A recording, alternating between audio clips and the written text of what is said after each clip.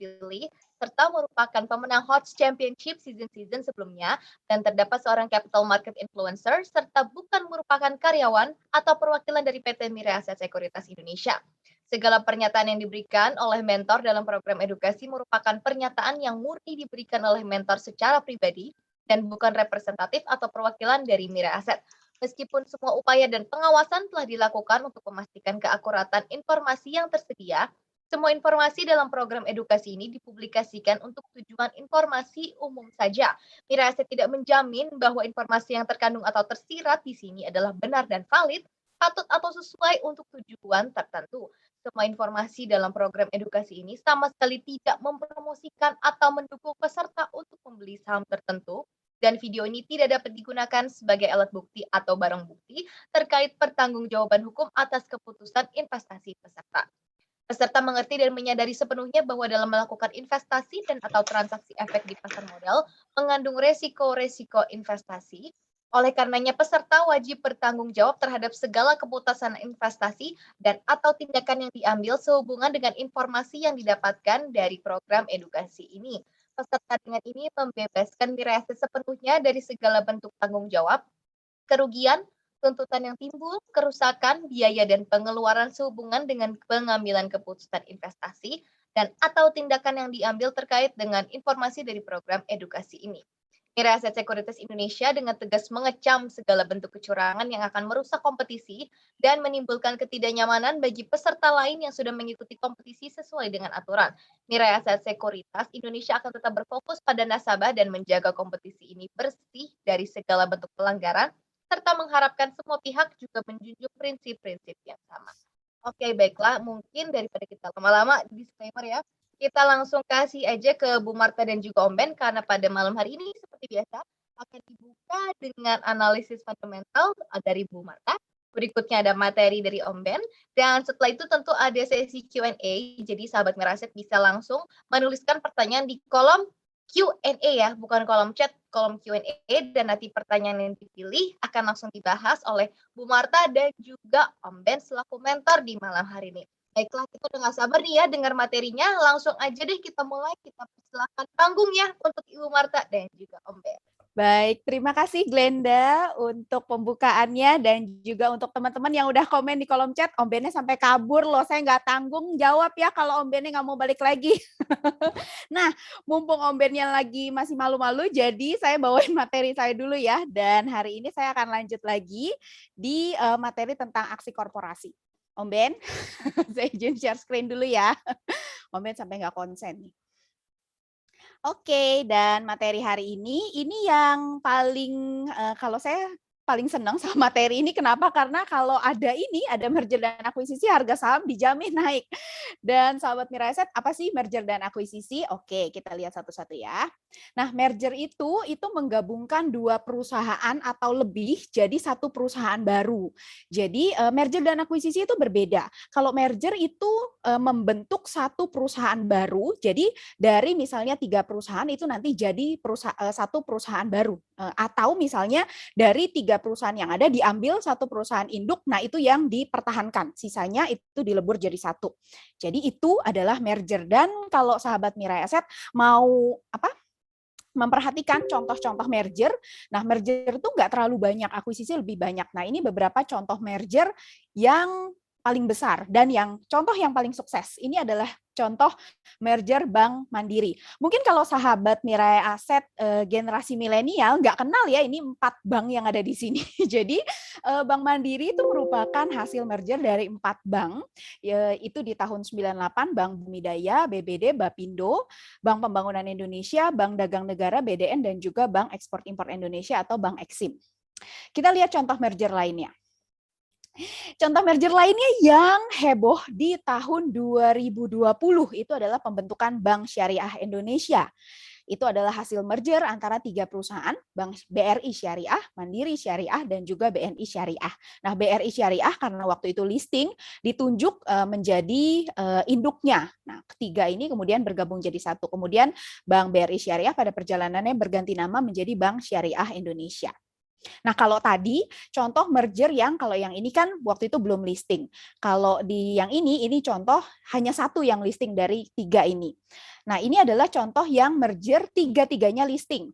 Nah, ada ini 2016 ya, ada waktu itu Ciputra itu ada 3 perusahaan yang IPO. Ada 3 perusahaan yang listing di bursa, Ciputra Development, Ciputra Property, dan juga Ciputra Surya. Nah, untuk supaya menjadi lebih efisien, biaya listingnya jadi lebih murah, dan segala macam lah. Intinya biasanya merger itu adalah menuju efisiensi. Kemudian dilakukan merger, Ciputra Development menjadi perusahaan hasil merger, ini yang 2 ini dilebur jadi 1, begitu. Nah, ini contohnya merger kalau misalnya tiga-tiganya ada di bursa. Kalau yang nggak ada di bursa, kayak contohnya tadi BRIS, itu pengaruhnya hanya ke BRIS-nya aja. Karena kalau ke BNI Syariah atau Mandiri Syariah tuh nggak akan mempengaruhi apa-apa, karena perusahaannya nggak listing. Nah, kalau misalnya tiga-tiganya listing, nah ini nantinya. Perusahaan, contohnya ini kan, CTRA itu yang Ciputra Development, CTRS Ciputra Surya, CTRP Ciputra Property. 2 perusahaan ini, CTRS dan CTRP, itu nantinya akan delisting, jadi tidak akan listing lagi di bursa. Maka nanti itu akan dilakukan namanya konversi saham. Jadi untuk yang punya CTRS, maka dari kalau misalnya punya 1 lembar CTRS akan dikonversi menjadi 2,13 lembar saham CTRA. Kalau yang punya CTRP itu 1 lembar punya saham CTRP akan menjadi 0,55 lembar saham CTRA. Nah, kenapa ada angkanya beda? Karena ini harganya waktu itu beda-beda. Harga CTRS itu sekitar 2000-an nih, kalau dilihat di sini ya 2000-an, CTRA tuh 1300-an, CTRP lebih murah 500-an. Nah, ini kan untuk kita pemegang saham publik, kita sebenarnya bisa aja nggak setuju dalam RUPS LB. Nah, kalau kita nggak setuju dalam RUPS LB, itu kita bisa menyatakan ketidaksetujuan kita, dan nanti saham kita yang kita miliki itu akan dibeli.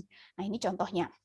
Kalau kita nggak setuju dengan proses penggabungan ini, pemegang saham CTRA, maka harganya akan dibeli di harga 1.350, CTRS di 2.190, dan CTRP 535, seperti itu. Dan ini adalah jadwal-jadwalnya.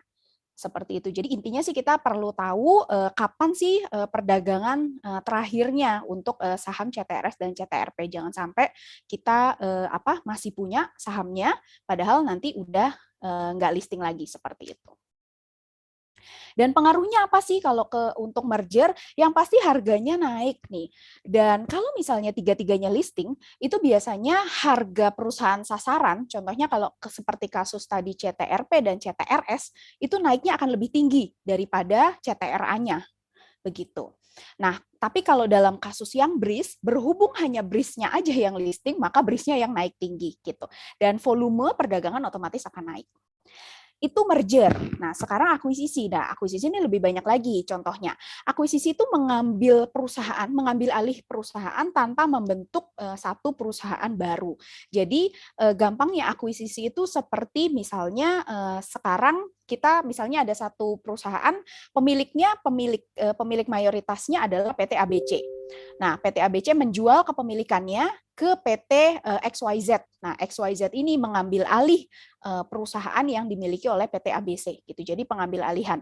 Contohnya saya yakin sahabat Miraset udah banyak dengar yang di akhir tahun lalu itu adalah MTEK, Elang Mahkota Teknologi, mengambil kalau saya nggak salah ingat ya 55% saham Omni Hospital. Mungkin lebih. Pokoknya tapi MTEK menjadi pengendali baru dari SAME ya, kode sahamnya SAME atau Sarana Meditama Metropolitan.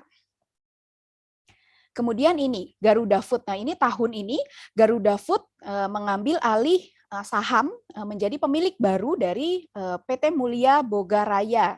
Ini kode sahamnya adalah Keju. Kemudian, nah ini yang banyak juga itu adalah di akuisisi itu banyak terjadi di perusahaan telekomunikasi dan menara telekomunikasi. Tahun ini Sarana Menara Nusantara mengambil ini PT Solusi Tunas Pratama, ini juga TBK.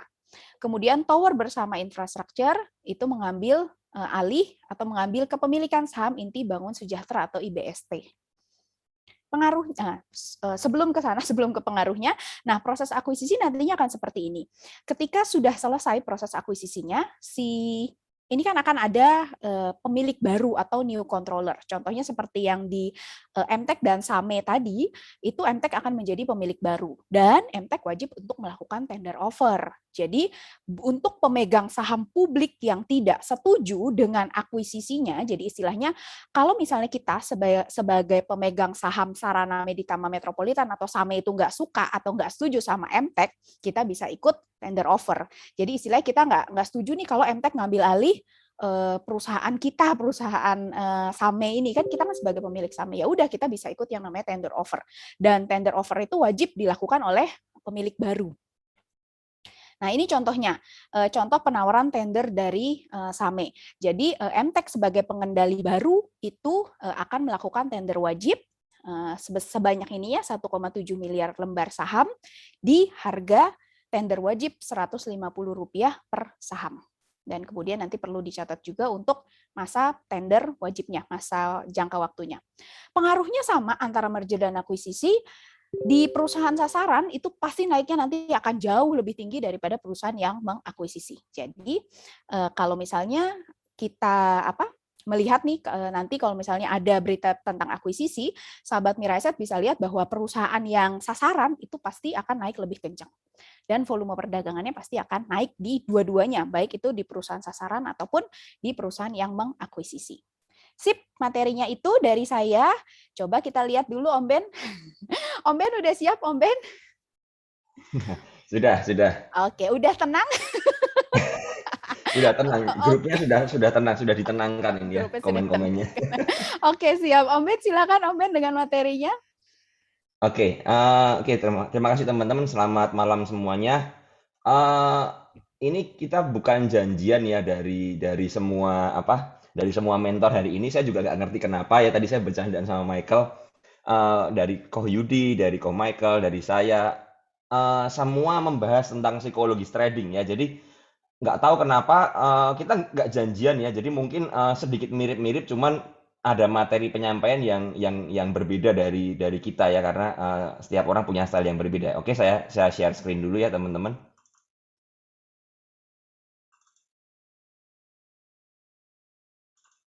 Oke, sudah keluar Bu Marta untuk screen-nya? Sudah Om Ben, sudah. Ya, sudah. Oke ya. Jadi kita akan bahas ini teman-teman. Jadi risk management dan trading psikologis ya, seperti itu ya. Jadi bagaimana kita memiliki psikologi trading yang cukup kuat ya, yang kuat sehingga kita tidak diombang-ambingkan oleh market ya. Jadi ini penting banget buat teman-teman untuk ketahui, karena tanpa memiliki trading psikologis yang kuat ya, tadi seperti yang Michael bilang juga saya sangat setuju, kita tidak akan pernah mendapatkan hasil yang maksimal ya, karena pasti akan bingung, akan galau ya. Dan ini penting banget ya. Ini seringkali disepelekan oleh trader-trader, tapi menurut saya tanpa kita memiliki psikologis trading ini, kalian mau jago menganalisa seperti apapun juga ya, analisa kalian sejitu apapun juga, saya rasa bakal mental, bakal rusak ya analisa kalian ya. Sudah analisanya udah bener, tapi dalam penerapannya di dalam market ya, itu pasti tidak akan bisa maksimal. Karena apa? Karena kalian nggak punya psikologis yang benar ya, seperti itu ya. Nah, ini ada sebuah prinsip ya. Prinsip ini yang juga sering saya pakai untuk trading seperti itu ya, dan saya ajarkan di PPC juga ya. Dalam trading maupun sebuah investasi, yang terpenting bukan seberapa besar yang kita dapatkan, tetapi seberapa besar kita tidak mengalami loss. Ini penting banget ya. Ini harus ditanamkan ke dalam kita, prinsip-prinsip kita ya dalam trading ya. Jadi teman-teman harus punya prinsip ini sebagai pegangan. Karena saya lihat ya teman-teman, terutama buat teman-teman yang baru itu selalu bilang bahwa gimana caranya supaya saya segera recover dari loss, gimana caranya saya tuh dapat profit yang maksimal ya, dapat saham beggar seperti itu, dapat saham ARA. Selalu yang dicari adalah yang seperti itu. Tetapi mereka melupakan bahwa prinsip dari sebuah trading itu seberapa besar kita tidak mengalami loss ya. Saya selalu bilang ya, kalau kita bisa memanage dari resiko ya, kita bisa mengerti resikonya, maka ya untuk profit itu akan gampang diperoleh. Karena apa? Tentu saja kita memiliki mindset yang benar ya. Udah resikonya udah ngerti nih. Resikonya saya udah paham, resikonya sekian ya. Karena itu kita sudah bisa untuk lebih trading itu dengan lebih tenang ya seperti itu. Jadi ini prinsip utama yang harus kita tanamkan. Jadi teman-teman harus punya prinsip ini. Seberapa besar kita tidak mengalami loss, proteksi dulu aset kita ya. Kita ngerti juga, Mas Bekti juga sering bilang sekali kepada teman-teman ya, kalau ada live IG dulu seperti itu di Zoom ya, proteksi aset, proteksi capital kita. Ini yang perlu kita lindungin dulu sebelum kita mendapatkan profit ya. Jadi prinsip ini kalau udah salah dulu, teman-teman tidak akan pernah mengalami psikologis yang kuat ya menurut saya ya, seperti itu. Kemudian ini cut your losses short and let your profit run ya. Ini juga tadi Michael juga jelasin ya. Dan kalian akan sukses dengan ini ketika kalian mengerti bagaimana kalian meng-cut loss kerugian kalian dan membiarkan profit-profit itu kalian kawal dengan trailing stop seperti itu ya. Jadi teman-teman, kuncinya adalah bagaimana teman-teman itu meminimalkan kesalahan ya, kesalahan akibat FOMO, kesalahan akibat teman-teman itu salah analisa, bahkan mungkin teman-teman itu asal masuk, asal ikut-ikutan. Ya, ketika teman-teman sudah merasa itu salah sebelum loss-nya menjadi semakin parah, maka yang kita lakukan adalah kita ini harus segera meng-cut kesalahan-kesalahan kita ya. Kita mengakui kesalahan-kesalahan kita. Karena kalau kita nggak segera cut kesalahan kita, maka yang terjadi adalah teman-teman akan menderita kerugian yang sangat besar sekali dan bahkan biasanya banyak yang sampai minusnya itu sampai puluhan persen ya, seperti itu ya. Itu bahaya sekali karena akan merusak psikologis kita. Dan ini juga yang tadi Michael share ya, bagaimana yang Michael bilang matematika itu nggak adil ya. Ini benar banget ya. Jadi kalau teman-teman sampai mengalami loss yang sangat besar, teman-teman untuk merecovernya itu butuh effort yang sangat gede sekali. Makanya saya selalu bilang kalau ada teman-teman yang sudah loss-nya itu besar dan teman-teman sudah all in atau porsinya udah kegedean di sana, teman-teman itu hampir mustahil untuk bisa mendapatkan BEP. Karena apa? Karena butuh kenaikan saham yang cukup tinggi. Misalnya aja biasanya kalau udah loss 30% aja itu untuk BEP itu butuh 43% ya. Ini harus teman-teman ketahui ya. Kalau masih 10% bisa balik dalam 11%, 20% bisa balik dalam 25%. Tapi kalau mulai 30% ini sudah mulai berat. Karena apa? Gainnya harus saham itu harus rebound 43% ya, seperti itu.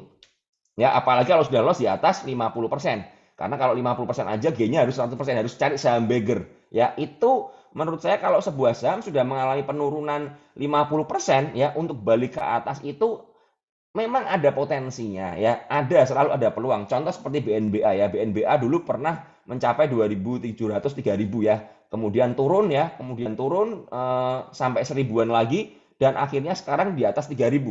Tapi kita nggak pernah mengerti apakah saham itu bakal benar-benar kembali lagi. Ya, pertanyaannya selalu di situ. Kita nggak pernah mengerti karena apa? Karena market ini sangat dinamis sekali ya.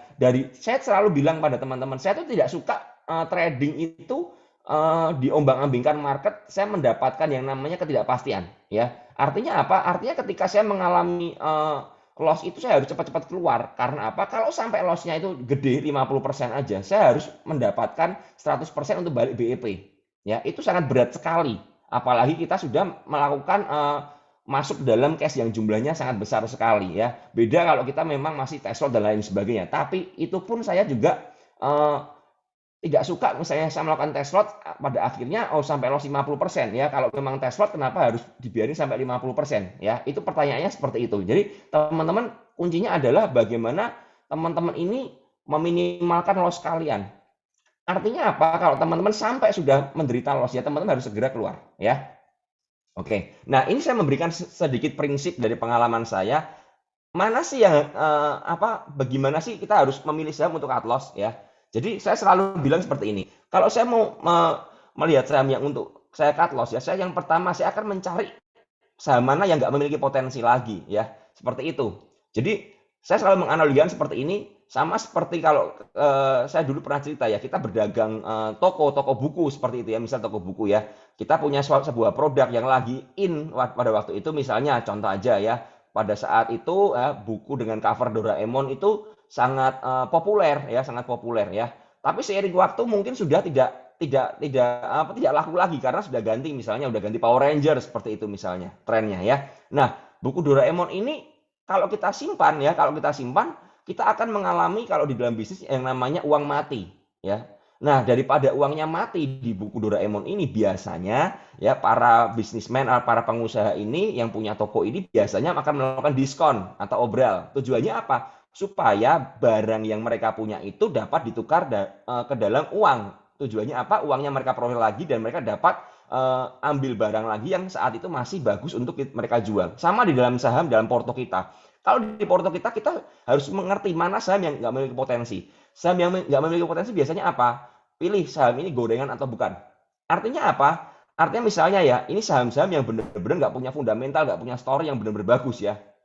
Udah sahamnya udah patah tren, udah downtrend banget ya. Kemudian sudah buangan bandarnya udah gede, secara bandarmologinya udah buangan terus ya. Kemudian TA-nya juga sudah jebol ke bawah, ya sudah all time low seperti itu. Nah, kalau sudah saham-saham yang seperti ini, biasanya saya menyarankan untuk cut loss. Apalagi kalau teman-teman itu nyangkutnya di pucuk ya. Kalau udah benar-benar, waduh, ini nyangkut di pucuk begitu ya mau nggak mau cut loss ya. Kemudian saya cek lagi trennya sudah patah atau masih bagus. Itu yang menjadi pertimbangan saya yang pertama. Jadi saya akan melihat barang mana yang sudah nggak berpotensi dalam porto saya. Saya selalu tidak ingin ada barang-barang busuk di dalam porto saya. Karena apa? Karena barang busuk itu kalau dibiarin semakin busuk.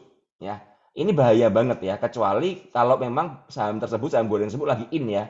Lagi yang saya cerita seperti buku Doraemon itu lagi in, lagi momentumnya bagus, lagi trennya bagus ya. Itu silakan mau ngehold. Tapi kembali lagi ya, kalau sampai patah tren atau sudah jebol, penggerak harganya keluar dan lain sebagainya, maka kita harus segera keluar ya karena sudah nggak memiliki potensi lagi. Lalu yang kedua, jika saham ini masih memiliki masa depan perusahaan yang cerah dan kita masih ingin berjuang di saham tersebut, maka pastikan kita memiliki alokasi dana untuk average down di saham tersebut. Ini penting juga. Nah, pertanyaannya misal seperti ini, ada saham-saham yang memang bagus ya, fundamentalnya bagus seperti itu, tapi sudah jebol support ya, sudah turun seperti misalnya teman-teman hold saham-saham konstruksi belinya di Januari 2021 itu pucuk-pucuknya ya, misalnya seperti Waskita di 2000 seperti itu atau Adikarya di 2000. Sekarang harganya sudah hampir separohnya seperti itu ya. Ini kalau kalian memang masih mau survive di saham tersebut ya pastikan kalian memiliki alokasi dana untuk average down. Ya, seperti itu. Kalau nggak punya cash bagaimana? Ya kalau nggak punya cash teman-teman saya sarankan jangan melakukan top up. Karena apa? Karena teman-teman aja handle duit yang sekarang aja itu sudah kewalahan ya. Misalnya di RDN kalian sekarang ada 100 juta. Kalian handle 100 juta aja nyangkut semua. Jangan pernah sekali-sekali melakukan top up. Karena apa? Kalau kalian handle 100 juta nggak bisa, maka kalau kalian top up 100 juta lagi pasti juga akan nyangkut semuanya. Ya kan? Karena kalian tidak memiliki dasar analisa yang benar seperti itu ya teman-teman. Artinya apa? Artinya kita harus tetap survive, belajar dari apa? Dari sisa dana yang ada. Saya selalu bilang seperti itu. Dari sisa dana yang ada, ini jangan di top up, tapi ini kita kembangkan dulu. Kita kelola, kita benar-benar caranya gimana kalau sudah nggak punya dana, ya kita cut loss separuh. Buang separuh, nanti kita cari di area support kuatnya, di mana kita melakukan average down di situ. Itu kalau kalian pengen berjuang di saham tersebut ya. Tapi sekali lagi, kalau saya pribadi saya selalu tidak ingin berjuang. Itu yang membuat saya teman-teman kemarin pada waktu market crash di Maret 2020 saya melakukan cut loss dari semua portofolio saya dan saya menderita kerugian 60% ya. Jadi saya loss 60% dari semua porto saya, dari total modal saya. Dan gara-gara saya cut loss, saya berani cut loss seperti itu, saya mulai belajar lagi, saya mulai mencari saham-saham yang benar-benar murah lagi diskon ya, dan itu membuat portofolio saya berkembang sampai dengan sekarang. Kalau saat itu saya nggak berani cut loss ya, maka psikologi saya akan rusak. Artinya apa? Kalau teman-teman punya psikologis yang rusak itu, pasti teman-teman akan takut ya, akan takut, mau masuk takut. Karena apa? Aduh, saya takut nih, jangan-jangan nanti setelah saya masuk rontok. Itu contoh dari psikologis yang sudah rusak. Saya sering mendapatkan member yang telepon saya bahkan ya, seorang ibu-ibu dulu saya masih ingat sekali, hampir tiap hari itu gangguin saya ya, hampir setiap hari berusaha, Om Ben saya telepon ya, saya telepon. Itu ceritanya sama seperti ini teman-teman. Dia itu nyangkut di saham obat, ya saham obat nyangkut di pucuk. Saya sudah suruh cut loss, dia nggak mau cut loss, dia masih mau berjuang, ya. Saya sudah bilang, oke, saya tentukan titik supportnya di sini, tapi ini saham lagi downtrend berat, bahaya. Nggak apa Om Ben, saya mau average down. Oke, dia average down. Saya selalu bilang, kalau average down di harga tertentu, misal anggap aja support di 3.000 ya, kalian average down di 3.000. Kalau 3.000-nya jebol bagaimana? Segera buang yang sebanyak yang kalian beli di 3.000 itu. paling enggak buang di sana. Artinya apa? Artinya kalian mengurangi loss kalian supaya enggak kegerogotin lagi modal kalian. Tapi ibu ini enggak mau. Akhirnya terus dibawa nyelam. Sampai suatu ketika dia akhirnya enggak kuat, dia cut loss. Ya, sudah cut loss, kemudian dia bilang, Om Ben saya mau pensiun karena sudah stres berat, saya mau break dulu. Ya, break dulu. Oke. Nah, setelah break itu dia memulai lagi, ternyata psikologisnya belum benar. Dia waktu itu masuk lagi ke dalam market, dia nanya ke saya, Om Ben, saham apa yang menurut Om Ben bagus? Saya kasih beberapa saham. Beli saham ini, beli saham ini. Ini menarik, ini lagi reversal, saya bilang seperti itu. Nah, tapi karena psikologisnya berantakan, akhirnya dia cuma nonton. Dia nggak berani masuk lagi. Karena psikologisnya masih trauma. Trauma dengan market. Trauma dengan cut loss-nya dia yang di saham obat tersebut. Alhasil apa? Misal ya saham A yang saya rekomendasikan masih di harga 500, misal seperti itu. Dia nggak mau beli. Lalu naik ke 600. Dia telepon saya, Om Ben udah 600. Loh, sudah beli belum? Belum Om Ben, kemarin saya nggak berani beli. Takut. Dan akhirnya ibu ini FOMO. Dia beli di harga 700. Padahal itu area resistnya. Seperti itu. Akhirnya kena sangkut lagi. Nah, ini yang saya bilang. Psikologis kalau udah nggak bener ini, kalian mau dikasih stock pick apapun juga ya, nggak usah analisa lah, dikasih stock pick aja udah takut masuk. Karena apa? Trauma. Ya, makanya sebelum psikologis kalian terganggu, jalan terbaik adalah kalian cut loss. Ini jalan terbaik ya, seperti ini ya teman-teman. Jadi saya itu ada juga orang yang sering bilang, Om Ben itu ngajarin cut loss melulu, cut loss modal saya habis dong lama-lama kalau saya cut loss melulu. Nah, setelah cut loss ini kita ya melakukan evaluasi dong. Jangan kalian konsisten disiplin, konsisten cut loss ya. Saya itu, Om Ben, saya itu konsisten cut loss loh. Tapi saya cut loss melulu. Alhasil modal saya dari 100 juta jadi sisa 10 juta sekarang. Karena apa? Karena saya konsisten cut loss. Nah, ini berarti ada yang harus dibenerin ya. Dievaluasi lagi. Kenapa masuk dan lain sebagainya ya. Jadi teman-teman pastikan memiliki mindset yang benar dulu soal psikologis dan cut loss ini ya. Oke. Ini mengapa cut loss penting ya? Yang pertama, cut loss itu melindungi aset kita atau modal kita ya. Ini jelas banget ya yang seperti Mas Bukti cerita ya. Melindungi aset. Kalau kalian scalper, seorang scalper gitu ya, gagal ya, harus segera cut loss. Karena apa? Sebelum aset kalian kegrogotin dari saham yang benar-benar turunnya volatil ya, seperti itu, yang drop ya tiba-tiba seperti itu. Yang kedua yang nggak kalah penting adalah melindungi psikologis trading kita. Yang tadi saya ceritain soal ibu-ibu itu ya. Semoga teman-teman bisa menangkap ya. Ini penting banget kita proteksi. Dengan cara apa? Dengan cara cut loss. Ya, tentu saja. Dan yang ketiga, kita memastikan memiliki cash. Kenapa cut loss penting? Memastikan kita memiliki cash. Tujuannya apa sih? Ketika kita memiliki cash, kita bisa mengincar saham-saham yang masih berpotensi reversal. Seberapa banyak mungkin teman-teman yang dulu ya, yang ngalamin teman-teman yang bukan generasi kolonial ya, teman-teman yang ikut trading dari tahun sebelum 2019 ya, kena market crash di tahun 2020, teman-teman nggak berani cut loss ya. Teman-teman akan kehilangan banyak potensi di saham-saham yang lagi reversal saat itu. Bayangin aja, dulu agro ya, BRI Agro itu harga 80 loh di bulan Maret 2020. Sekarang 2000 ya kan. BRI Syariah dulu tuh di 120-an. Sekarang berapa? 2000 juga ya kan. Saham Bismillah itu dulu juga 80. Sekarang di 500-an. Nah, artinya apa? Kalau kita nggak punya cash, kita nggak bisa mengincar saham-saham yang membentuk reversal seperti itu ya. Kita nggak punya uang untuk belanja saham-saham yang memang saat itu masih terdiskon dan malah reversal ya. Jadi pastikan kita memiliki cash ya. Kemudian tujuan cut loss lagi mengapa harus penting? Yang keempat, membuang barang busuk sebelum makin busuk ya. Yang tadi saya ceritain ya teman-teman. Kalau sampai cut loss-nya itu sampai 50% ke atas, itu berat untuk mengembalikan BEP ya. Jadi harus segera cut loss sebelum makin busuk ya. Dan yang nggak kalah penting adalah ini pengakuan kita melakukan kesalahan. Tadi si Michael ya, Michael bilang ego ya, ego ini yang membuat orang itu nyangkut dan lain sebagainya. Ya, jadi pengakuan kalau kita melakukan kesalahan itu penting banget. Karena apa? Kita meletakkan ego kita. Ya, kita mau dikoreksi. Ini sebagai salah satu bentuk bahwa kita sebuah confession kita. Oke, saya salah. Saya masuk tanpa analisa. Atau saya salah analisa, makanya saya mau cut loss supaya apa? Saya mau belajar. Ini penting banget karena banyak orang yang mengakunya mau belajar tapi nggak ada buktinya, ya nggak mau cut loss ya. Terus trading juga masuk asal-asalan lagi, kemudian menyalahkan orang dan lain sebagainya ya. Jadi cut loss itu mengapa penting? Saya ambil dari 5 poin ini ya, seperti itu.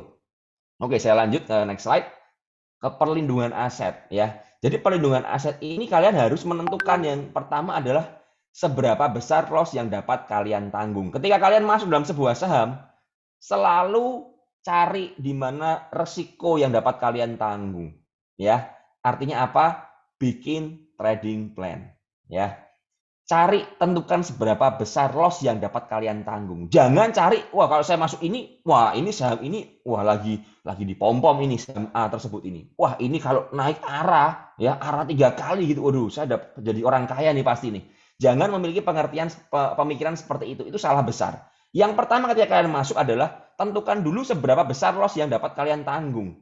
Tentukan dulu resikonya, manajemen resiko di atas segalanya, ya. Kemudian yang kedua adalah tentukan seberapa besar porsi trading dalam sebuah saham. Ini penting juga.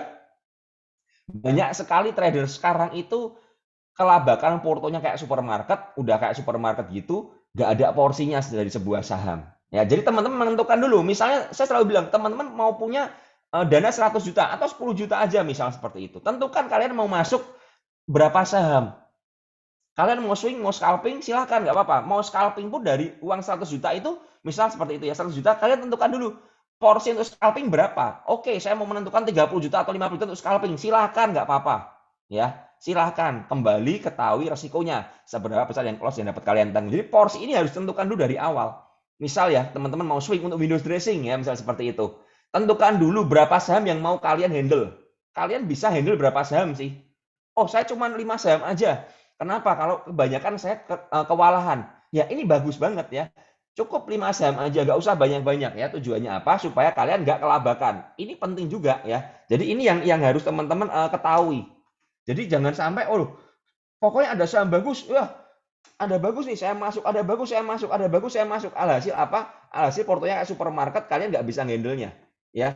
Nah ini menurut saya sangat bahaya sekali ya. Jangan jadi trader yang latah seperti ini. Ya, nggak akan merusak psikologis juga kalau seperti ini. Jadi asetnya juga pasti akan kegrogot dan nggak maksimal semuanya. Karena apa? Cuman latah. Wah saham ini bagus, semua mau dibeli. Semua saham yang bagus mau dibeli. Nggak bisa teman-teman. Kita nggak bisa memiliki semua saham di porto kita ya. Jadi kita harus memilih seperti itu. Ya, kita harus menentukan. Itu dasar utamanya untuk perlindungan aset ya. Seperti itu. Saya lanjutin lagi. Kemudian soal loss besar.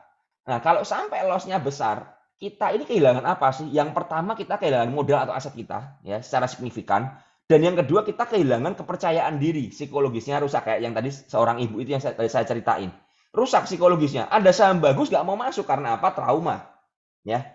Jadi jangan pernah punya loss yang besar ya.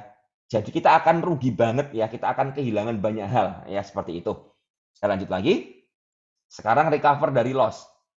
Kalau sudah loss ya kita cut loss. Itu bagaimana supaya recover?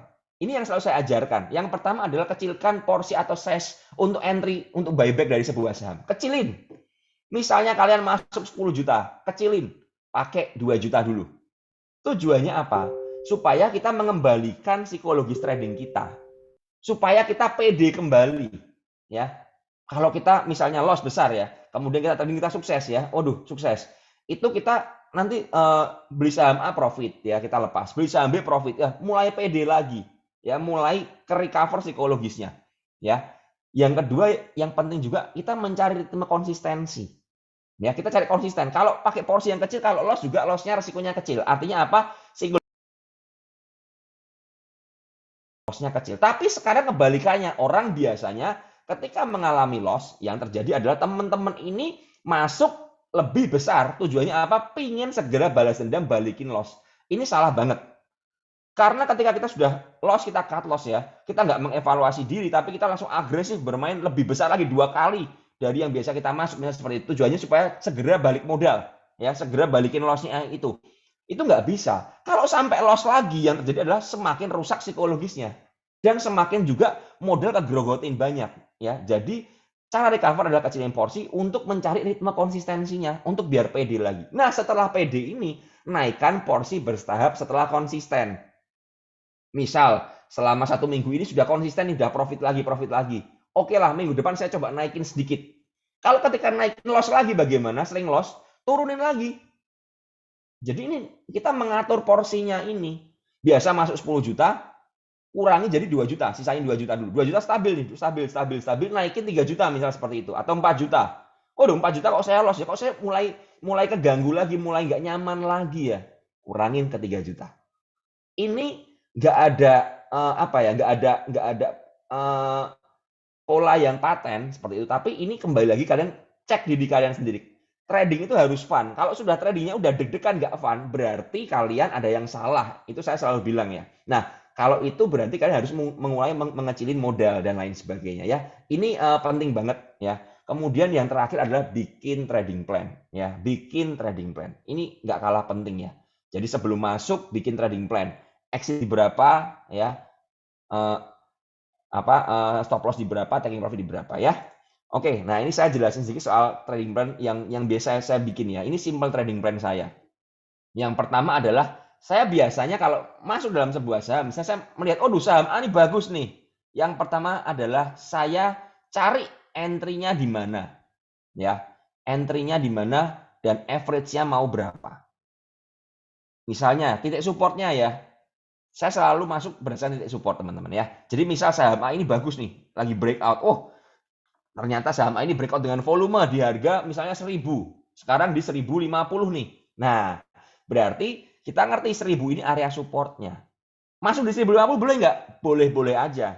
Beli pakai entry piramida, bikin ya. Cari average kalkulator tuh banyak tuh ya di dalam Play Store atau Android ya seperti itu. Kalian cari tujuannya apa? Supaya menentukan average terendahnya. Misalnya, oke, saya 1050 saya memang mau masuk 10 juta misal di saham tersebut. Oke, 1050 saya mulai cicil nih. Saya mulai masuk mungkin 1,5 atau 2 juta dulu deh. Nitip sendal seperti itu ya. 20% maksimal dulu. Nah, sisanya ini entry bertahap. Misalnya di 1040, 1030, 1020, sampai 1000. Kemudian tentukan resikonya. Oke, di saham ini misalnya saya pengen average-nya ya sekitar 1025, 1020 lah. Ya, saya stop loss misalnya 5% dari 1020. Itu oke banget ya, nggak ada masalah. Ya, itu salah satu contoh. Nah, yang kedua juga kalian tentukan metode entry kalian, mau buy on weakness atau buy on breakout. Tadi saya jelasin buy on breakout ya, yang jebol di 1000. Kalau buy on weakness bagaimana? Buy on weakness misal ada sebuah saham yang lagi terkoreksi. Kalian ngerti support kuatnya di 1000 misal seperti itu. Ya udah, cicil mendekati 1000 ya. Bahkan kadang-kadang untuk menghindari false breakdown ya. Bisa aja teman-teman oke lah ngantri sampai di 990, 980. Itu nggak apa-apa, nggak masalah. Cut loss-nya di mana? Misalnya di 960 atau 970. Ya, seperti itu. Itu kita nawar di harga diskon buy on weakness. Tapi tetap tentukan juga titik cut loss-nya di mana ya. Tentukan area stop loss-nya. Oke. Kemudian juga tentukan area taking profit-nya. Berdasarkan apa? Berdasarkan resist. Berdasarkan apa? Berdasarkan kalau swing ya pakai area resist ya. Kalau misalnya scalping di saham gorengan ya kita lihat tekanan jualnya bagaimana. Kita harus ngerti bagaimana kita keluar ya. Kalau saham-saham gorengan saya selalu bilang saya tidak punya target yang paten di saham gorengan. Tapi ketika marketnya ini sudah mulai tertekan ya, saya mulai mengurangin porsi saya bertahap. Misalnya saya masuk 10 juta, saya mulai jualan bertahap. Jualan 2 juta dulu ya, sisain 8 juta. Waduh kok tertekan lagi, saya jualan 2 juta lagi seperti itu. Kalau udah marketnya berat nih, overnya diisi terus, diganjelin terus, bahkan diguyur ya seperti itu, ya saya langsung lepas. Ya. Tentukan area taking profit. Yang nggak kalah penting terakhir adalah jangan sampai profit jadi loss. Ya, jangan sampai udah profit nih di saham swing ya. Udah profit 30% ya, akhirnya malah loss minus 10% kayak yang tadi si Michael bilang ya. Kalau Michael bilang tadi siang ya, udah profit 30%, keluarnya cut loss 10%. Jangan sampai. Proteksi dengan apa? Dengan yang namanya trailing stop. Kalau nggak ada trailing stop di sekuritas kalian, pakai yang namanya auto sell secara manual. Ketika nanti naik lagi, misalnya udah profit 30% nih, misal seperti itu ya. Kalian batasi, misal, oke, saya mau pasang stop loss 10% dari harga sekarang. Ya udah pasang seperti itu. Kalau nanti naik lagi, misalnya udah jadi 40%, stop loss-nya gimana? Naikin lagi. Itu cara mengawal dengan stop loss manual atau dengan trailing stop seperti itu. Dikawal, ya dikawal. Tujuannya apa? Kita tidak tergerus dari profit ini, jangan sampai profit ini jadi loss. Ya, paling enggak udah profit 40%, ya udah saya sudah cukup kuat cukup puas dengan 25% misalnya seperti itu. Ya udah, pasang stop loss-nya 15% dari harga sekarang. Berarti kalian sudah ngunci 25% untuk taking profit. Itu paling aman, ya. Jadi jangan sampai teman-teman ini gagal gara-gara apa? Gara-gara kalian udah profit ya, udah cuan jadi loss. Kenapa? Karena nggak mau memasang stop loss, tidak mau memasang trailing stop, tidak mau melakukan taking profit ketika sudah mencapai resist, ya. Ini simple trading plan yang saya buat. Ya, jadi saya selalu tentukan entry-nya, ya, metodenya bagaimana, stop loss di berapa, taking profit di berapa, ya. Ini penting banget. Oke, saya lanjut. Risk reward, ya. Risk reward ini juga mempengaruhi cara bikin saya di trading plan saya. Ketika ya, yang pertama prinsipnya adalah trend itu teman saya, ya. Trend is our friend. Artinya apa? Saya akan lebih berfokus ke saham-saham uptrend daripada downtrend untuk melakukan swing, untuk melakukan trading, ya. Terutama trading dalam jangka yang panjang, ya, swing ya seperti itu ya. Kalau uptrend itu enak karena apa? Saya selalu bilang saham uptrend itu resist sebanyak apapun juga akan gampang jebol. Karena apa? Trennya kuat, momentumnya kuat. Sama kayak mobil sedang bergerak didorong. Itu enteng. Tapi kalau mobilnya diem, kita mulai dorong itu berat. Karena nggak ada momentumnya. Kalau kalian ingat pelajaran fisika dulu ya. Seperti itu. Jadi tren ini teman kita. Cari saham yang punya momentum. Saya selalu bilang itu. Ya, cari saham yang uptrend. Lagi bergerak uptrend lagi. Ya, enak. Kemudian, risk reward saya minimal itu harus 1:2. Itu minimal. Semakin tinggi rasio rewardnya itu semakin bagus. Misal, waduh, ini risknya ini 1, rewardnya 4. Ya udah bagus banget. Ya, kenapa saya nggak berani masuk? Buat saya risk reward 1:1 itu sudah nggak bagus. Karena apa? 50-50 berarti. Ya, artinya apa? Artinya 50-50. Saya tidak terlalu suka dengan mau beli saham yang risk rewardnya 1:1. Karena menurut saya kurang bagus. Minimal adalah 1:2. Artinya apa? Misal seperti ini. Supportnya di 1.000 nih, ya. Supportnya di 1.000, ya. Harganya sekarang mau ambil di 1.025, ya, seperti itu ya. Oke, kita punya risk di 25. Rewardnya bagaimana? Rewardnya ini resistnya di 1.080, misal seperti itu. Itu bagus. Ya, karena apa? Resikonya cuma 25, rewardnya ada di atas 50, ya. 55 poin dari average kita. Artinya apa? 25/55. Itu bagus, ya. Itu di atas 1:2, ya, 1:2 lebih sedikit, ya. Kemudian bagaimana? Terus berlatih dan evaluasi untuk mendapatkan hasil terbaik, ya. Butuh jam terbang, butuh latihan terus. Kita mengasah sistem kita bikin trading plan, kita mengerti risk reward-nya, kemudian kita terapin di market. Oke, gagal, evaluasi. Ya, evaluasi. Kenapa saya gagal? Belajar lagi ya. Belajar terus. Besok praktek lagi, gagal, belajar lagi. Sampai kalian menemukan ritme kalian. Oh, ternyata ini cocok nih cara sini buat saya. Ya, sampai mendapatkan hasil yang terbaik. Dan ingat teman-teman, hasil yang terbaik buat saya belum tentu terbaik buat kalian. Makanya butuh yang namanya beradaptasi dan berlatih terus, berevaluasi. Ya, evaluasi praktek. Itu selalu harus kita lakukan. Tujuannya mendapatkan formula yang terbaik buat sistem trading kita, ya. Nah, lalu final result-nya adalah seperti ini. Kita harus membuat yang namanya review atau jurnal trading. Tujuannya apa? Supaya kita mengerti performa trading kita. Oh, saya trading setahun ini, kok saya gagal terus ya? Nah, ini kita bisa lihat review. Oh, kenapa saya gagal? Oh, ternyata saya gagal gara-gara cut loss yang kecil-kecil. Ya, it's okay, nggak apa-apa. Berarti saya sudah disiplin kan? Cuman mungkin saya butuh mengasah kemampuan analisa saya lebih tajam lagi. Atau kalian review, oh saya gagal kenapa? Waduh, saya nyangkut di saham obat, saham nikel ya, kemudian ada saham Bank Mini nyangkut lagi. Semua saham yang digoreng saya punya sangkutan semua. Nah, ini berarti ada yang salah dengan sistem trading kalian. Harus belajar, harus berubah ya. Evaluasi diri dan improve kita ya. Improvement selalu seperti itu. Kemudian kita melihat pertumbuhan aset. Trader yang sukses itu diukur dari pertumbuhan aset ya. Analis yang berhasil belum tentu seorang trader yang sukses. Kita bisa menganalisa. Saya tidak mengecilkan, di sini ada analis Bu Marta ya. Saya tidak mengecilkan analis-analis seperti Bu Marta, seperti itu. Tapi kembali lagi ya, maksud saya adalah seperti ini, jangan salah nangkap ya. Kita bisa aja menganalisa dengan hebat. Tapi kita belum tentu bisa trading dengan hebat. Artinya apa? Analisa boleh beneran ini. Ada nih cerita kasus ini. Saya punya seorang teman, analisanya jago bener. Jago. Tapi dia nggak berani ngelakuin yang dianalisa. Aneh, ini aneh bener temen ini. Jadi ini seorang temen ini psikologinya juga lagi berantakan waktu itu. Dia bilang, aku tuh nganalisa itu tepat, saham A beneran di target. Tapi kenapa aku nggak berani masuk? Yang lain, teman-teman yang dengerin analisa dia masuk. Semua profit. Dia cuma nonton aja. Ya, jadi maksudnya seperti ini. Orang bisa aja menganalisa, tapi kalau nggak punya psikologis trading yang bagus, belum tentu dia bisa melakukan apa yang dia analisain. Ya, jadi ini penting banget. Ya, jadi trading sukses tidak di pertumbuhan aset. Saya itu jujur aja teman-teman, tidak memiliki saham beggar. Jarang banget saya dapat saham beggar karena memang saya mengerti saya bukan seorang swing panjang ya seperti itu ya. Misal seperti BGTG dari 500 sampai sekarang di 2000-an ya saya udah lepas karena saya keluar masuk. Yang saya lihat adalah pertumbuhan aset saya. Ya, ketika jadi saya ada orang yang fokusnya seperti ini, pingin bikin screenshot nih. Wah, nih saya profit saham 400%. Ada yang seperti itu. Ya nggak ada masalah.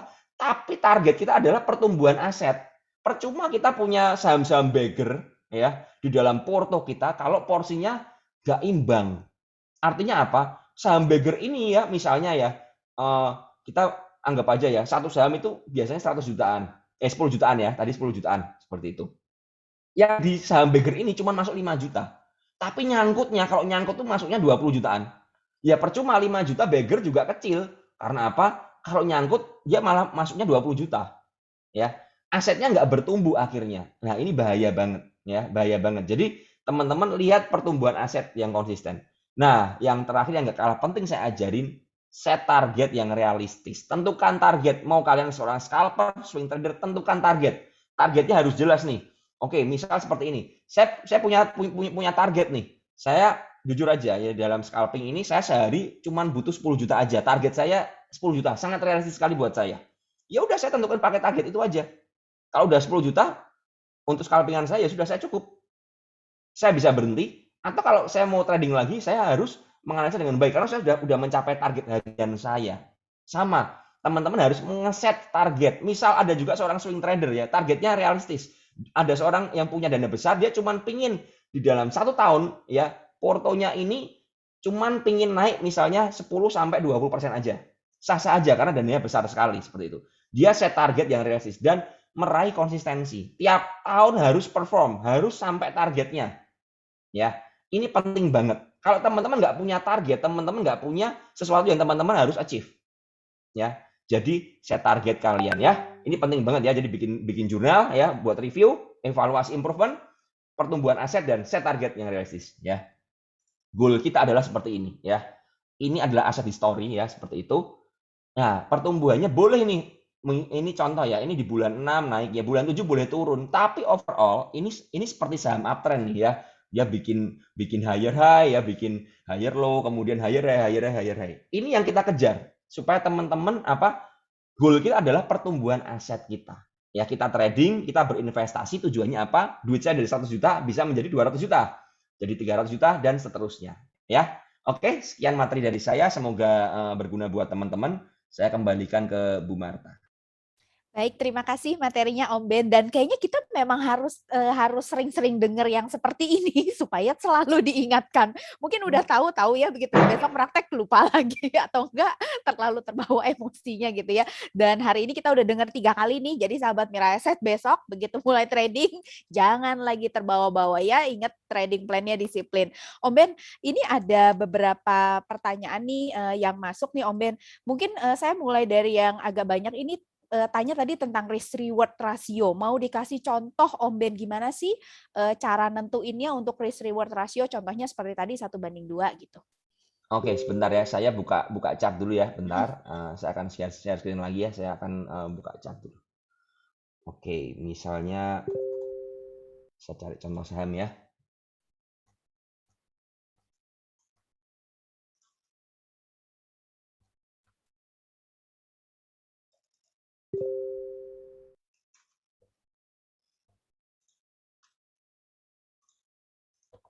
Saya pinjam layar lagi ya Bu Marta untuk Ya, share screen silakan lagi ya. Om Ben.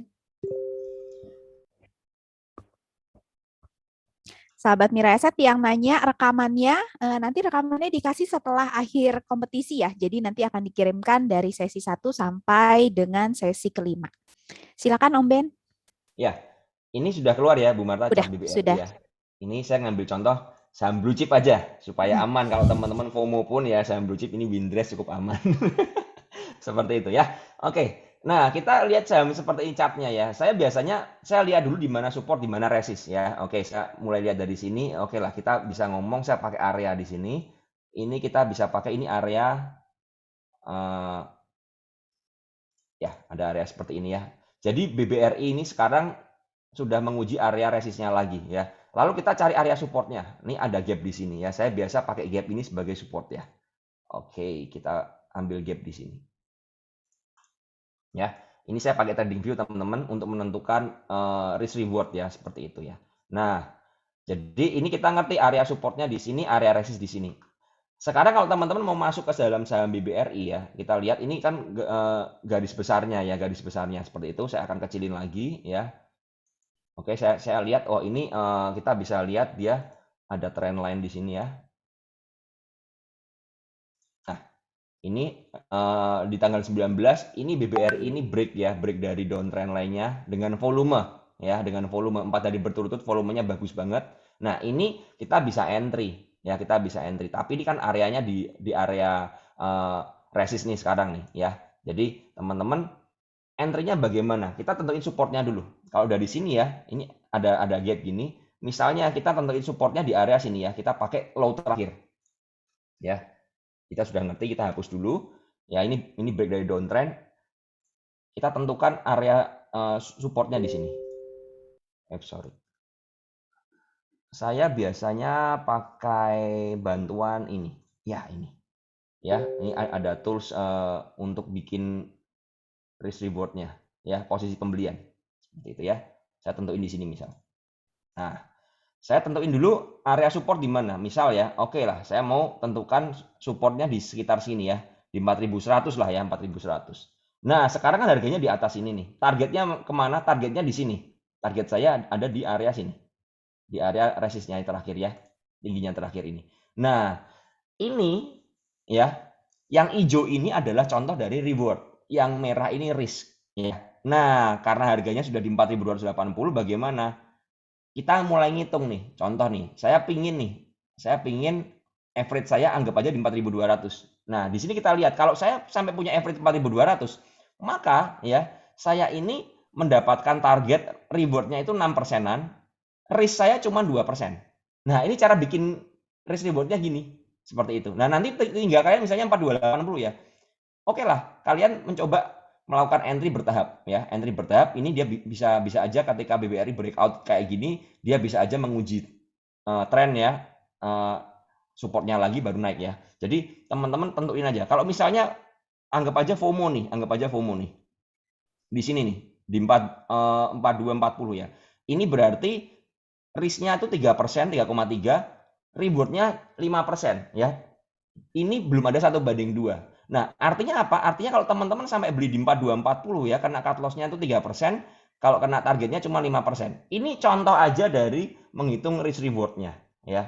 Ini contoh ya, contoh yang paling gampang. Nah, nanti teman-teman tentukan sendiri. Misalnya kalian memang mau swing nih.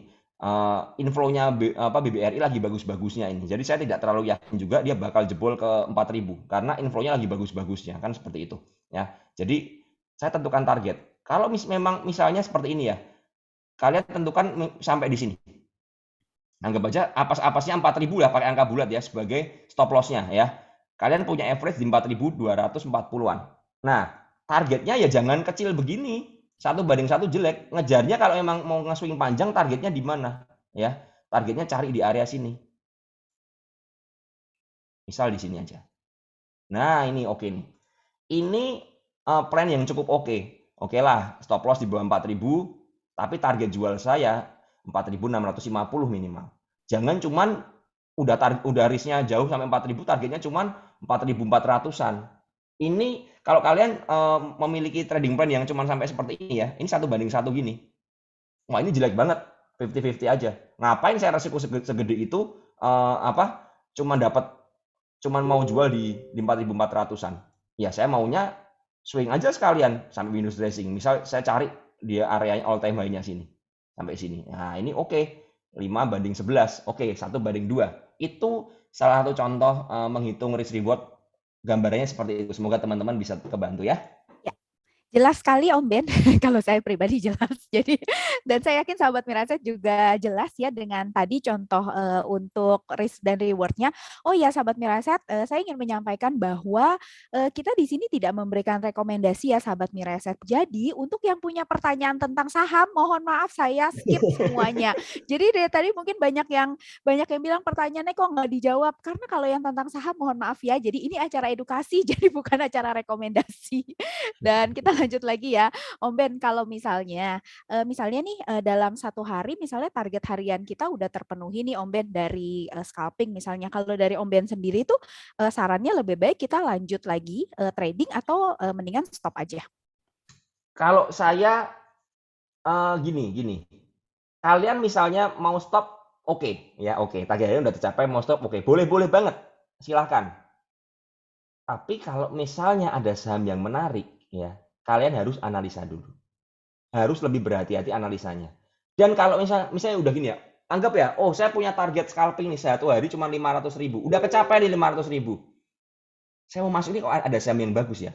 Tapi kok saya takut ini loss-nya hilang, profit saya hilang aja di loss-nya. Nggak apa-apa masuk misalnya ada alasannya, ada analisanya. Oke, oh bagus nih saham ini. Saya punya trading plan-nya segini. Supaya nggak ketakutan gimana? Masuknya posnya kecilin. Tujuannya apa? Kalau sampai loss ya loss-nya kan kecil. Kalau sampai profit ya kita dapat profit. At least apa? At least targetnya tercapai. Tujuannya apa sebenarnya? Kita trading ini nggak mengejar yang namanya profit maksimal aja. Tapi yang tadi saya bilang, bagaimana meminimalkan resiko, bagaimana menjaga psikologis. Kalau kalian yakin, pede, oh ini pasti bagus, saya yakin, saya berani dengan porsi awal, silahkan, nggak apa-apa. Tapi kalau sampai loss, harus siap resikonya. Jangan sampai rusak. Kalau sampai takut rusak gimana? Ya mending nggak usah beli atau kecilin untuk masuknya. Kalau dari saya seperti itu, Bu Marta. Oke, baik.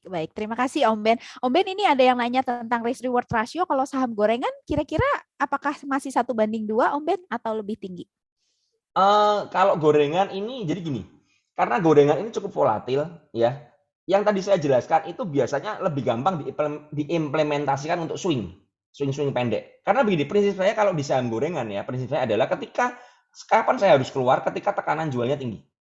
Karena kita nggak bisa mengharapkan ya, misal ya ada sebuah saham di HK broker A seperti itu ya, dinaikin sama dia, diakumulasi dinaikkan.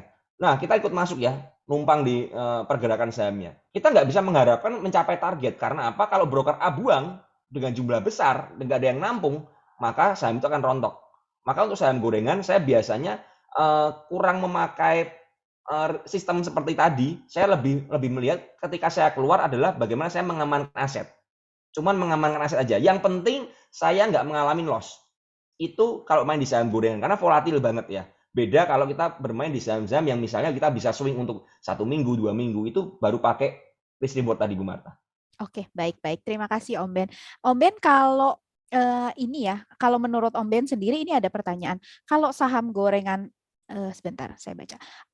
Bagaimana membedakan saham gorengan yang layak di hold atau yang harus dijual di hari yang sama?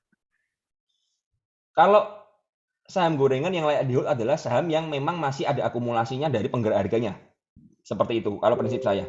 Nah, kalau misalnya nanti kode broker tutup gimana? Ya, kalau kode broker ditutup, kita lihat tekanan jualnya aja. Selama tekanan jualnya rendah, ya, saya akan hold di saham gorengan tersebut. Kalau tekanan jualnya mulai tinggi, saya akan mulai lepas. Jadi prinsipnya adalah seperti itu. Karena buat saya di saham gorengan itu lebih ke arah perang antara buyer dan seller gitu aja. Kalau sellernya kuat, gede, ya saya akan mengurangi porsi. Tapi kalau bayarnya ini gede, walaupun diguyurin terus tapi ditahan terus, ya saya bisa prefer untuk hold dulu. Ya, jadi itu prinsip saya kalau main di saham gorengan seperti itu. Oke, baik. Baik, Om Ben, ini ada pertanyaan kalau misalnya kita sebentar. Ini ada misalnya saham gorengan nih ya, misalnya biasanya itu ada volume transaksi. Nah, kemudian di awal minggu ini sahamnya stay di harga yang sama, volumenya tapi rendah. Nah, kemudian besokannya ARB tapi volumenya juga sangat rendah. Nah, kalau menurut Om Ben lebih baik ini apakah di cut loss atau sebenarnya ini dalam periode akumulasi? Prinsip saya untuk ARB yang tidak simetris seperti ini, saya tidak akan pernah mau mengizinkan saham saya kena ARB. Kenapa begitu? Karena kalau sampai ARB, biasanya bisa ARB lagi karena ARB-nya cuma minus 7%. Ya. Saya tidak mau mengizinkan saham saya kekunci di ARB. Karena apa, kalau sampai ARB berjilid-jilid itu bahaya banget. Ingat teman-teman, volume kecil ya, kalau di saham gorengan bisa aja bandarnya itu sudah hilang atau sahamnya udah terlantar. Jadi volumenya kecil. ARB volume kecil boleh masuk nggak? Bahaya. Contoh seperti ini. Ada saham A yang ARB berjilid-jilid nih. Dulu ada saham obat lah ya, saham obat. Seperti dari ARB pucuk ya. ARB-nya yang pertama ada volumenya. ARB kedua volumenya mengecil. ARB ketiga semakin nggak ada volumenya. Tidak ada yang mau beli, tapi semua orang mau jualan. Makanya volumenya kecil. Jadi volume kecil ini bahaya. Belum tentu volume kecil ini bagus. Karena apa? Bisa aja nggak ada yang mau transaksi di sana. Karena nggak ada yang mau beli. Teman-teman mesti ngerti, volume itu terbentuk dari buyer dan seller. Kalau nggak ada yang ngebeli, orang mau jualan semua, ya nggak ada transaksi. Kalau nggak ada transaksi, volumenya justru malah kecil. Nah, makanya saya bilang ARB tanpa volume itu semakin berbahaya. Karena kalian melihat ya, kalian coba cek kasus-kasus saham-saham yang kelar repo yang memang dulunya sempat naik 500 ke atas dan akhirnya tidur ke 50. Itu ARB-nya nggak ada volumenya loh. Itu benar-benar nggak bisa keluar pada akhirnya. Makanya saya selalu bilang, kalau di saham gorengan ya, saya tidak mengizinkan sampai kena ARB. Sebelum ARB saya harus keluar dulu. Tujuannya apa? Supaya nggak kejebak. Ada nih ya yang nanya kan saham Y ya, seperti itu ya, tadi saya lihat ada saham Y ya yang sedang ARB berjilid ya. Ini ARB juga nggak ada volumenya. Nah, ini bahaya karena bisa aja saham yang sudah habis aksi korporasi ini ya sudah mereka dapat duit, perusahaannya seperti itu, sudah merasa cukup, bandarnya juga merasa cukup, mereka akhirnya malah berjualan dan menekan supaya sahamnya itu jatuh ke bawah. Tujuannya apa? Supaya orang nebus dari korporasi tersebut dan orang nyangkut. Ini yang harus kita ngerti. Jadi kalau saham gorengan ini bahaya. Jangan sampai kena ARB. Intinya seperti itu. Apalagi saham gorengan yang sudah arah berjilid-jilid. Udah arah 3 kali nih. Kemudian ARB. Bisa ARB berjilid sampai ARB-nya 4 kali, 5 kali pun bisa. Bahkan dulu saham obat saya masih ingat ARB-nya 12 kali teman-teman. Itu bahaya sekali. Nah makanya untuk saham-saham gorengan terutama yang sudah naik dengan tinggi, jangan pernah kena ARB. Saran saya seperti itu. Ya, dan sekaligus tadi pertanyaannya sudah dijawab ya, yang untuk ARB berjilid-jilid ya. Om Ben, ini ada pertanyaan Om Ben, ini banyak nih dan sering saya dapat pertanyaan ini di beberapa kali pertemuan. Jadi kalau misalnya kita udah entry, kemudian kena stop loss gitu ya, kemudian harganya turun. Jadi kita entry kemudian justru kena stop loss, harganya naik. Nah, kita kejar atau enggak? Jadi gini, untuk entry kan kemudian kena stop loss, berarti kan kita sudah mengikuti plan yang kita buat ya. Nah, kesalahannya bisa kalian evaluasi. Jangan-jangan kalian pasang stop loss-nya terlalu ketat. Ya, terlalu ketat makanya kena stop loss. Dan jangan-jangan sahamnya volatil. Kalau saham-saham volatil stop loss-nya ketat ya pasti kena dong. Ini namanya saham gorengan volatil ya, di bawah atas ke bawah, spike atas bawah gitu ya, chartnya jarum-jarum begitu, ya pasti bakal kena gitu loh. Nah, harus dimengerti dulu. Kalau memang sahamnya udah bagus, analisanya bagus, kena stop loss, ya udah, berarti memang udah tepat kan analisanya. Kemudian, kalau misalnya mau entry gimana? Boleh entry lagi, tapi dianalisa ulang. Nah, begitu teman caranya. Dianalisa ulang. Kalau mau entry dianalisa ulang. Kalau memang ragu bagaimana? Tapi saya pengen masuk nih, tapi saya ragu. Kecilin porsinya. Separuh dari porsi awal. Tujuannya apa? Kita menjaga psikologis kita. Kalau udah misalnya benar ya, udah dapat profit, ya udah kita bisa, analisa saya benar nih, saya cukup pede. Jadi kita melakukan trial dan error ini supaya mencari formula yang paling aman buat sistem trading kita. Itu yang paling penting buat saya. Seperti itu, Bu. Oke, baik. Baik, terima kasih Om Ben. Nah, Om Ben, ini ada pertanyaan berikutnya. Kalau misalnya nih terkait dengan cut loss. Kalau misalnya kita udah terlanjur nyangkut lama, kemudian apakah sekarang saat yang tepat untuk cut loss atau mendingan nunggu window dressing? Tergantung sahamnya. Tergantung sahamnya. Kembali lagi tergantung sahamnya ya. Kalau saham-sahamnya seperti perbankan, itu pasti perbankan paling top perform lah sekarang itu. ya. Inflow asingnya juga bagus banget. Tapi kalau saham-sahamnya misalnya seperti HMSP, misalnya ya saya tidak misalnya aja kalian nyangkut HMSP di harga di atas 2000, ya itu cukup berat karena secara chart aja, secara TA aja itu sedang mengalami proses yang kurang bagus ya. Momentumnya, trennya kurang bagus. Jadi dilihat lagi sahamnya. Paling gampang bagaimana? Saya sering dapat pertanyaan juga, cara ngelihat tren itu gimana Om Ben? Paling gampang ya pakai TA, teknikal analisa. Pakai apa? Pakai garis trend line. Kita tarik garis trend line-nya. Ini uptrend beneran nggak? Jangan-jangan ini udah sahamnya rally kencang, ternyata misalnya ya ada saham A udah rally kencang ya. Ya di harga 500 sekarang. Kita tarik garis trendnya. Oh ternyata dia turun ke 300 pun masih uptrend. Nah ini yang kita harus ngerti. Saham ini masih uptrend, tapi sekarang ketinggian. Maksudnya gimana ya? Tungguin dulu. Karena resikonya terlalu tinggi. Ini yang sering teman-teman harus mengerti ya. Itu cara mengetahui trennya. Jadi kalau saham tersebut sudah jelek, ya menurut saya Windrest pun ya mungkin tertolongnya cukup sedikit aja, nggak signifikan. Tapi kalau sahamnya uptrend kayak perbankan, ya itu pasti bagus banget. Jadi kalian bisa cek juga dari seasonality seperti itu. Waktu windows dressing ini performnya saham ini bagaimana? Sektor ini performnya bagaimana secara historikal? Kalau performnya kecil ya mungkin kenaikannya juga nggak terlalu gede juga, apalagi sekarang tertekan dengan isu-isu yang mungkin jelek seperti itu ya. Jadi saran saya ya kalian harus riset lagi ya, menurut saya seperti itu. Oke, baik Om Ben. Jadi balik lagi nggak bisa digeneralisir semua saham akan naik pada saat window dressing ya, sahabat Mirai Aset. Betul. Iya, Om Ben. Nah ini pertanyaan yang ada beberapa juga itu terkait dengan false break nih, Om Ben. Gimana sih ciri-ciri dari saham yang trennya tuh false break? Ini false break atas apa bawah ini? Yang atas, jadi udah naik ternyata turun.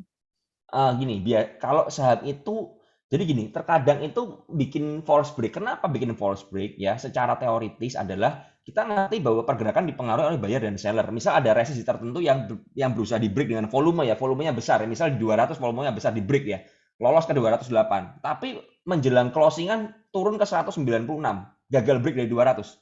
Karena apa? Karena banyak seller yang jualan terus ya. Akhirnya apa? Akhirnya bayarnya nih nggak kuat. Akhirnya makanya harganya false break. Kalau false break itu bagaimana? Biasanya kalau kita memang ngerti momentumnya bagus, kita buy on breakout ya. Kita buy on breakout juga tidak boleh buy on breakout itu all in. Jelas nggak boleh. Kita harus mengerti kalau ada false break harus ada plan-nya. Kebanyakan saham yang breakout itu kadang-kadang false break dulu. Dia coba jebol resist, dia gagal. Besoknya coba jebol, gagal lagi. Mungkin percobaan keempat baru tembus ke atas. Karena apa? Tentu saja kasarnya begini, mengusir orang-orang yang nyangkut. Ya, bandarnya ngusir sangkutar-sangkutar yang di atas itu. Ngusir retail. Ya, tujuannya dijebolin, gagal. Akhirnya retail, aduh, ini pasti nggak jebol nih, saya mau buang. Waktu retail buang semua, bandarnya nge-break ke atas. Kalau saham ada sebuah saham yang breakout dengan volume, ya, volumenya kencang, benar-benar bagus dan kalian bisa lihat dari broker summary-nya, misalnya nanti tutup ya, kan tanggal 6 udah ditutup tuh. Tapi di end of day kalian bisa cek kan. Kalian cek, oh hari ini kok broksumnya bagus ini, akumulasi dari bandar-bandar besar ya, broker-broker besar. Nah, kita bisa berasumsi bahwa, oh ini false break, nggak apa-apa. Saya akan coba tungguin ya, misalnya tadi di 200 ya, saya akan coba bikin area support di 190, 188 lah, stop loss saya di situ misalnya seperti itu. Ya, kalian bisa melakukan pembelian. Karena yang tadi saya bilang, kalau ada volume besar dan ada akumulasi, sedangkan yang jual itu retail-retail semua, nggak menutup kemungkinan mungkin percobaan keempat atau ketiga bisa baru benar-benar breakout. Jadi ini harus dilihat. Tapi kalau ada saham yang memang breakout dengan volume yang kecil, ini bahaya. Biasanya besoknya diguyur karena dia mau jebak kita sebagai retail. Makanya volume itu penting, ya. Volume itu penting. Kalau volumenya gede, ya, akumnya bagus, ya jangan khawatir. Ketika dibawa turun kita tentuin aja batas resiko kita di mana kita beli ya. Kita beli buy on weakness seperti itu ya. Ketika nanti beneran break kita bisa sudah punya barang itu di harga bawah. Itu yang saya lakukan kalau memang berjaga-jaga soal false break ke atas ya seperti itu. Oke, baik. Terima kasih Om Ben. Om Ben, ini ada yang minta dijelaskan contohnya kalau misalnya dengan masuk dengan teknik entry berdasarkan buy on weakness. Boleh dikasih contoh mungkin Om Ben? Oke, kasih contoh buy on weakness. Sahabat Coba. Mirai Aset yang menuliskan saham-saham, balik lagi ya. Edukasi. Oke, Nah, buy mulai on deh weakness ditulis ya. semua. Buy on weakness ya, buy on weakness. Saya minta share screen dulu ya Bu Marta Iya. ya. Saya pakai saham yang sama aja. Saya pakai BBRI lagi ya, BBRI lagi supaya adil ya, supaya adil. Ini kita bisa pakai ini area gap ini sebagai support seperti itu ya, area gap sebagai support. Nah, kita mau buy on weakness nih ceritanya ketika di sini ya teman-teman ya, ketika di tanggal 16 November ini ya, ketika di tanggal 16 November ini, saya coba lihat di sini. Nah, ketika begini ya, ini kita mau buy on weakness nih ceritanya nih ya. Volumenya buangannya gede tapi ini ada support di area sini. Boleh nih buy on weakness. Misalnya ya, kita let's say kita bikin plan ya. Oke, saya mau tentukan stop loss-nya di sorry, ini salah. Saya mau tentukan stop loss-nya di area ini 4000 lah ya, 4000 ya. 4000. Jaga-jaga kalau false break ya. Nah, sekarang harganya di sini nih. Saya bikin nih misal ya. Oke, saya tentuin resiko saya di 3, sekian persen ya. Ini saya mau buy on weakness nih saham BBR ini. Saya nggak ngerti bakal mantul atau enggak, tapi ada support gap di sini. Ya saya let's say karena dekat 4000 saya genapin di angka 4000 ya sebagai area cut loss saya seperti itu. Nah, kita bisa beli. Kemudian kita hitung nih. Boleh buy on weakness dengan risk-nya yang di merah ini ya. Nah, kemudian targetnya berapa? Targetnya di sini, misal seperti itu. Nah, nggak ada masalah. Nah, seperti ini. Olehnya seperti ini ya, 3/4. Ini ya cukup oke walaupun nggak oke-oke banget. Tapi ini spekulasi buy ya, spekulasi buy. Kalian boleh nih. Ya, di area merah ini ya, area merah ini adalah area cicilan beli kalian. Seperti itu ya, di bawah merah kalian cut loss ya. Seperti itu. Jadi ini penting bikin kayak gini. Ini contoh pembelian buy on weakness. Jadi kalian tentuin dulu supportnya di mana. Ini kan buy on weakness nih, lagi turun begini ya. Nah, ternyata setelah kejadian dia rebound ya, dia rebound. Nah, kalau breakout seperti ini, kalian punya barang di bawah bagaimana? Kalau saya sih nggak akan lepas dulu, karena ternyata naiknya dengan volume seperti ini ya, akumulasinya bagus aslinya ya, saya mendingan tungguin sekalian misal sampai di sini. Nah, ini kalau saya buy on weakness gini malah risk reward saya tinggi banget nih. Apalagi kalau saya mau sabarin sampai ke 4.700 ya, bisa 12/3, 1/4 ini risk reward-nya. Ini buy on weakness ya. Buy on weakness itu saran saya teman-teman, buy on weakness itu lebih enak kalau tetap di saham yang uptrend ya, di saham yang uptrend. Ini saham BBR ini uptrend. Kelihatan banget ini uptrend. Ya, masih naik ini. Nah, uptrend ya. Ini saham uptrend. Buy on weakness saham uptrend sangat-sangat boleh sekali. Kalau 4.000-nya jebol bagaimana? Udah lolos melebihi resiko teman-teman ya, teman-teman buang dulu. Nanti bisa buyback lagi, cari area support baru lagi. Itu cara saya ya, seperti itu contohnya ya. Oke, baik Om Ben. Om Ben ini ada mungkin saya ke 2 pertanyaan terakhir ya Om Ben, boleh? Boleh. Iya. Nah, Om Ben ini ada pertanyaan kalau misalnya ini pertanyaannya menarik sih menurut saya. Jadi, apakah semua orang itu bisa berhasil dalam trading atau hanya orang dengan karakter tertentu yang tadi seperti Om Ben bilang misalnya punya karakter tenang, sabar, realistis. Sedangkan kalau misalnya tipe yang emosian, gak sabaran itu sebenarnya nggak cocok di market. Menurut Om Ben gimana? Kalau pendapat saya pribadi ya, setiap orang itu bisa berhasil dalam trading. Menurut saya, tergantung seberapa besar dia mau belajar. Tergantung seberapa besar effortnya. Ya kan? Seperti itu. Jadi ada orang yang bilang, oh saya tuh nggak bakat trading. Trading itu bukan bakat menurut saya. Kesabaran itu bukan bakat juga. Kesabaran itu bisa dilatih. Psikologis, emosional itu juga bisa dilatih. Ya kan? Makanya kalau di dalam psikologis yang benar-benar ya ada yang namanya mungkin anger management ya kan, bagaimana cara kita memanage kemarahan kita kalau orangnya emosional banget sama, tapi tergantung seberapa besar kita mau effort di situ. Ada orang yang memang tradingnya ini FOMO-an, nggak sabaran, asal gebak-gebuk sana sini ya udah loss-nya gede, bisa nggak sukses? Bisa. Seberapa besar dia mau belajar, seberapa besar usahanya mau berubah ya, ini tapi butuh proses, nggak bisa instan. Kebanyakan orang soalnya bisanya instan ya kan, pengennya instan, pengennya instan. Sudah saya udah loss 1M nih, saya pengen balikin 1M dalam setahun. Ini nggak bisa begitu, kita nggak bisa patok. Jadi gini teman-teman, set target itu adalah target yang realistis. Kalau kalian sampai mengalami loss yang besar, itu nggak bisa kalian set, oh saya dalam setahun mau balikin loss saya ini nggak bisa. Tapi yang kita cari adalah kita mencari profit yang konsisten. Sesuai kemampuan dulu dong. Namanya kita belajar ya, bayi belajar merangkak, masa pengen langsung ikut lomba lari, kan nggak mungkin. Kan seperti itu. Jadi teman-teman set target yang realistis itu bukan target untuk mendapatkan langsung balik modal, enggak. Tapi target untuk dapat profit, misalnya dalam kalau scalper ya harian atau mingguan seperti itu. Kalau swing ya mungkin bisa bulanan atau tahunan. Itu lebih realistis daripada kalian langsung, oh saya pengen balik modal. Jadi menurut saya semua orang itu bisa trading, tapi seberapa besar dia mau belajar, seberapa besar usahanya mau berubah. Saya banyak sekali menemukan orang-orang yang gagal awalnya, seorang ibu rumah tangga, bahkan orang yang sudah berusia 60 tahun ke atas. Saya acung jempol sekali di PPC itu banyak orang-orang yang berusia 50 tahun, 60 tahun tanpa dasar yang benar, tapi akhirnya sekarang sudah mulai profit konsisten. Karena apa?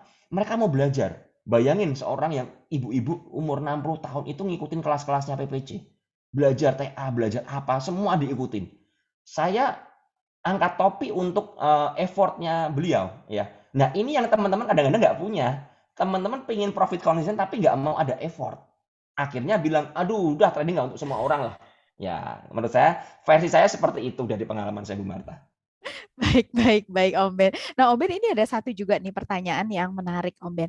Biasanya kan Om Ben dan semua mentor itu selalu bilang bahwa trading tuh harus pakai uang dingin ya. Nah, ini ada yang bertanya, kalau misalnya saya trading ini bukan, jadi ini contohnya ya, bukan saya, saya trading dengan uang panas karena memang nggak ada pilihan lain dalam pekerjaan gitu. Nah, gimana cara mengatasi psikologi dalam trading? Karena otomatis dengan uang panas ini pasti akan bikin jantung lebih deg-degan kalau misalnya mau cut loss. Karena pakai uang panas ya.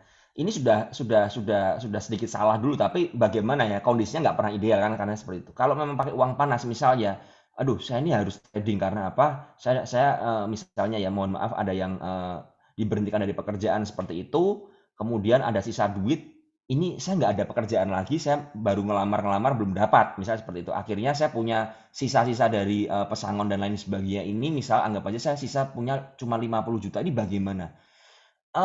Kalau teman-teman mau masuk dalam trade dengan uang sisa 50 juta itu yang benar-benar uang itu uang yang untuk hidup juga, saran saya jangan dipakai semua.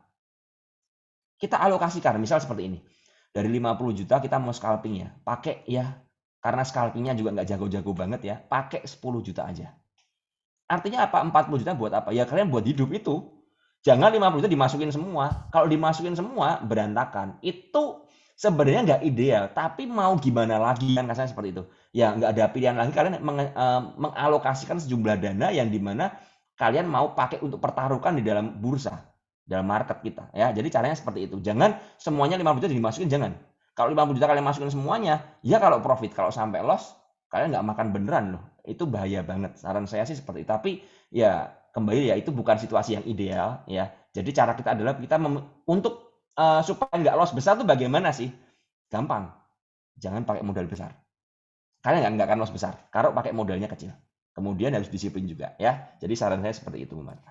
Oke, baik. Terima kasih banyak Om Ben. Sudah hari ini kegiatan mentorship-nya sangat menarik nih. Banyak banget yang mencerahkan nih. Semoga sahabat Mirai Aset abis ini semakin bisa disiplin lagi, semakin punya trading plan yang baik, dan semoga makin sukses dalam tradingnya. Mohon maaf juga nggak semua pertanyaannya bisa dijawab nih sahabat Mirai Aset. Ada total 152, jadi pertanyaannya kalau sampai besok pagi market buka juga belum selesai. Jadi kita harus akhiri dulu kegiatan mentorship hari ini. Kita masih ketemu lagi sekali lagi minggu depan ya Om Ben. Iya, sekali lagi. Di pertemuan yang terakhir. Jadi sahabat Miraset, pastikan untuk minggu depan tetap stay di kegiatan mentorship di HOTS Championship season ke-6. Dan untuk saat ini saya kembalikan ke Glenda yang cantik. Silakan Glenda. Terima kasih Bu Marta yang juga tentunya nggak kalah cantik ya sahabat Miraset. Saya setuju kayaknya Om Ben ya. Terima kasih Cantik, banyak buat cantik tentunya. Terima kasih banyak ya Om Ben dan juga Bu Marta atas sesi mentorship-nya yang tentunya bikin kita semangat on fire supaya besok tradingnya bisa makin cuan. Terima kasih banyak juga untuk sahabat Miraset yang telah bergabung dan sampai jumpa minggu depan ya. jam 10, jam 2, dan juga jam setengah 7 malam hari Minggu untuk sesi mentorship kita di minggu yang terakhir HOTS Championship Season 6. Semangat buat semuanya, semoga trading plan-nya berhasil ya untuk besok market open, dan sampai jumpa lagi minggu depan. Terima kasih.